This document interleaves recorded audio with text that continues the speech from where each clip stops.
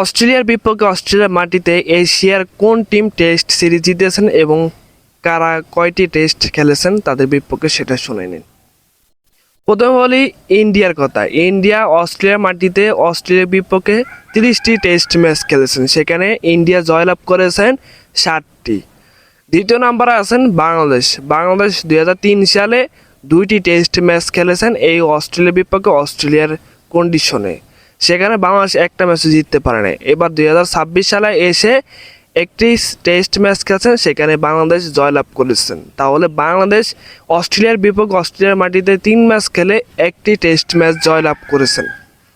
3 নম্বর আছে পাকিস্তান। পাকিস্তান তাদের বিপক্ষে তাদের মাটিতে 14টি টেস্ট ম্যাচ খেলছে কিন্তু একটু জয়লাভ করতে পারে নাই। তাহলে পাকিস্তান ফল্ট এই অস্ট্রেলিয়ার মাটিতে অস্ট্রেলিয়ার বিপক্ষে টেস্ট সিরিজে। 4 নম্বরে আছে শ্রীলঙ্কা, এশিয়ার অন্যতম সেরা টিম। তারা অস্ট্রেলিয়ার বিপক্ষে অস্ট্রেলিয়ার মাটিতে গিয়ে 9টি ম্যাচ খেলেছেন, একটি ম্যাচও জয়লাভ করতে পারে, তারাও কিন্তু ফল্ট করেছেন।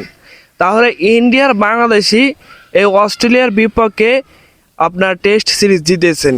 2000 সাল থেকে 2026 সাল পর্যন্ত এই দুইটা টিমই এই অস্ট্রেলিয়ার বিপক্ষে টেস্ট সিরিজ জিতেছেন অস্ট্রেলিয়ার কন্ডিশন অস্ট্রেলিয়ার মাটিতে। এশিয়ার মধ্যে শ্রেষ্ঠ টিম এই দুইটাই। এশিয়ার মধ্যে সবচেয়ে ভালো টিম হচ্ছে এই ইন্ডিয়া, দ্বিতীয় নাম্বার হচ্ছে বাংলাদেশ, অন্যতম সেরা টিম। এই পাকিস্তান, শ্রীলঙ্কা, আফগানিস্তান তো এগুলা দূরের কথা, কিন্তু এই এশিয়ার ভিতরে দুইটা টিমই বেস্ট, বাংলাদেশ ও ইন্ডিয়া।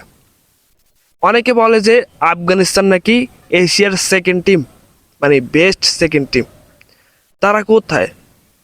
তারা ওই T20 ভালো খেলে হবে না, টেস্টের মতন অন্যতম সেরা ফরম্যাট এটা খেলতে হবে ভালো।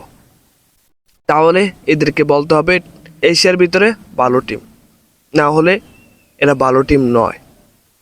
আফগানিস্তান এশিয়ার ভিতরে সেকেন্ড টিম নয়, বেস্ট।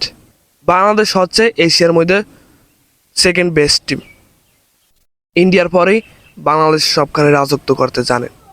বাংলাদেশ কাউকে ভয় করেন না, বাংলাদেশ এখন জিততে জানে সবার বিপক্ষে। তাই বাংলাদেশ হচ্ছে এশিয়ার ভিতরে বেস্ট সেকেন্ড টিম।